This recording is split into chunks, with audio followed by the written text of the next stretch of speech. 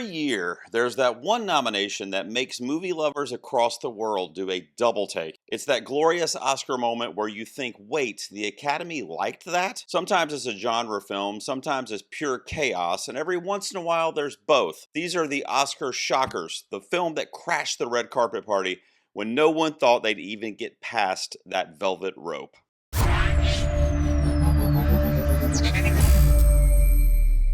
Traditionally, the Oscars have been a place for what we call prestige cinema. You know, the kind of movie your grandmother used to watch with her bridge pals while sipping out of porcelain cups with her pinkies out, fawning over The English Patient. The films that are going to be coming up on this list, my grandmother would have hated all of these. They're loud, bloody, weird, animated, chaotic, or unapologetically commercial. And that's exactly why I love them. These are the shockers that broke through nearly a century of Oscar tradition and reminded everyone that great art doesn't always have to wear a tuxedo. All right, look, before the pitchforks come out, this is not a list questioning the worth of these movies. Quite the opposite. Every one of these Best Picture nominees deserved their moment in the sun. They are just making my list of Oscar shocking nominees because they are not Oscar friendly or the typical Oscar fare that we get year after year after year. But that doesn't change the fact that a lot of these movies force their way into a party that they wouldn't typically be invited to. This is just my opinion based on the nominations that hit the hardest with me at the time, and those movies that have subsequently nested themselves in my psyche for longer. I will also not be including any Oscar winners on this list. There are some winners that are also playing against type, such as Parasite, for example. I still remember being stunned that the Academy went all in on a movie this bleak. They didn't just nominate Joaquin Phoenix, they gave Todd Phillips a directing nomination. Todd Phillips from The Hangover. Joker was a grim, uncomfortable dive into mental illness, societal decay, and one man's slow slide into madness. It's wild to me that the same group that handed out statues to movies like The King's Speech or Schindler's List said, you know what? Let's celebrate this grimy, nihilistic character study. Right alongside Joker, you have Black Panther, and it felt like the Academy was maybe trying to repent for ignoring The Dark Knight many years earlier. Honestly, they chose well. Coogler didn't just adapt superhero material here, he made an emotionally grounded, culturally seismic piece of art.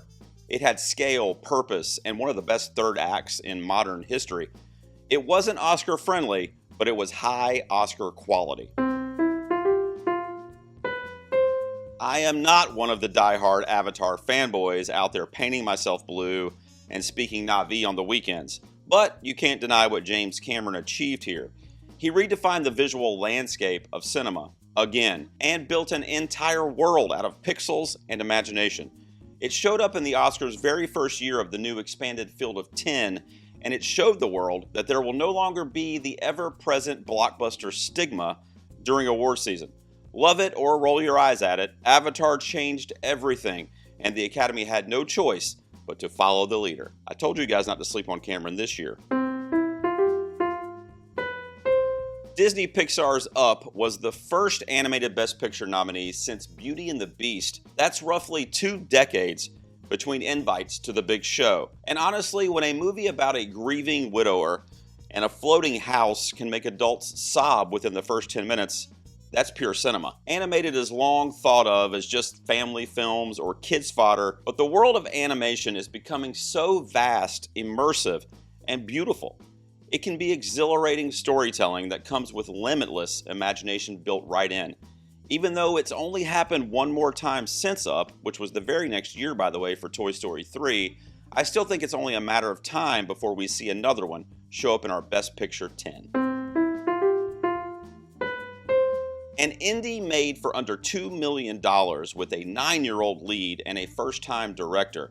That doesn't sound like an Oscar formula, because it's not. It's frankly a miracle. This movie is humid, swampy poetry, a mystical, heartbreaking story about survival, nature, and wonder. It captured the raw, homemade magic of filmmaking. No stars, no polish, just pure soul and humanity. And luckily, the Academy took notice. This was the comeback that nobody really expected. a 1980 sequel 30 years later that outflew every blockbuster of its generation. Top Gun: Maverick not only thrust Tom Cruise back into the limelight, it arguably saved movie theaters in the process. The Academy usually doesn't reward fun, but this one was impossible to deny. Sometimes your Oscar films can require a big old tub of buttered popcorn in the middle of the summer movie season. District 9 is a gritty, found-footage alien movie from a no-name South African director at the time, and hardly any recognizable stars. There was no campaign machine, just creativity and nerve. District 9 used science fiction to punch right through the politics of racism, immigration, and segregation. It was gross, thrilling, emotional, and made every studio exec rethink what Oscar material even meant. This was one of the nominations where I can remember actively thinking to myself, finally, things could be changing. A symphony of engines, explosions, and insanity. Every frame composed like a Renaissance painting in motion. George Miller turned a franchise long presumed dead into a living, breathing piece of film history. What's astonishing is how much story it tells without words. The editing, the color, the world building. It's cinema distilled in its purest form, image, and rhythm. Every frame a blast of kinetic energy. This shouldn't have been anywhere near that Dolby Theater, but it dominated. It had 10 nominations and ended up getting 6 wins, and the rare reminder that spectacle can still be visionary cinema. Now, in retrospect, this is quite possibly the most shocking of them all. It is a body horror satire about vanity, aging, and the price of fame, stuffed with gore that would make Cronenberg blush. Never before has the Academy embraced a film this grotesque, this disturbing, and this smart. Underneath the visual bloodbath is a brutal takedown of Hollywood itself, its obsession with youth and beauty, how it will cast out its elder stars before they are ready to leave. It's essentially The Fly meets Sunset Boulevard, and the fact that the Academy actually embraced it tells you that The Prestige might finally have a pulse again. It's their most unlikely and weirdly honest Best Picture nominee ever, in my opinion. For me, Get Out is the crown jewel of the anti-Oscar nominee. Jordan Peele took a genre that the Academy historically avoided, of course horror, and fused it with a scathing social commentary on race, class, and privilege. It's sharp, funny, terrifying, and endlessly rewatchable. Peele didn't just change horror, he made it reputable among the industry elite again. When the Academy nominated this thing for Best Picture, it felt like an exorcism of old biases. Horror had finally earned a seat at the grown-up table, and Peele has been a vocal advocate for the genre ever since. So there you have it, 10 moments where the Academy stopped sipping tea and actually took a shot of adrenaline. In some of these cases, I wasn't surprised from a prediction standpoint that these movies got into Best Picture, but I am surprised that they were able to even get in to begin with because of the type of films that they are. With that being said, what is your personal Oscar shocker? Which one is your favorite? Did I mention it or what did I leave off? Please let me know down in the comments. I really appreciate you tuning in for another entry in my Century series. The next one, by the way, will be my top 10 music biopics that have been nominated for top of the line categories at the Oscars. Oh boy, I'll see you guys then in the garage.